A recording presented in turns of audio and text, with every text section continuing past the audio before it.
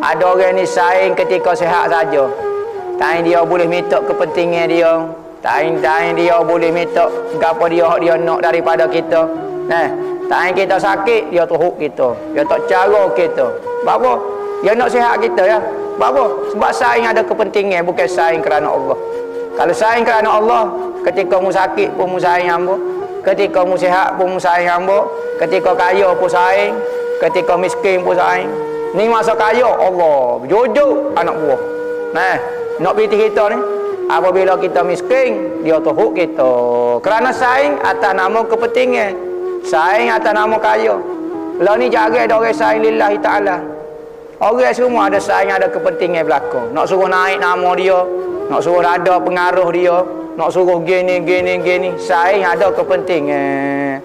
Maka saing ada kepentingan lagu ni tak lama. Hilang tak ada kepentingan tu, tak ada saing dah lah.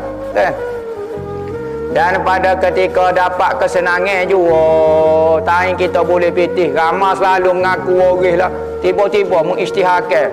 Waris saya hilang. Siapa dia? Jutawan ni. Allah hilang dah pula tiba-tiba.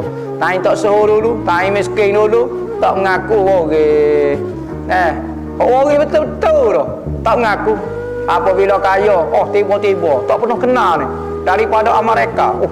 Mana ada keluarga Amerika dak mengaku waris juga. Kecek pun tak boleh Malaysia. Tiba-tiba mengaku nak jadi waris. Ni kerja ni kerja ada kepentingan berlaku.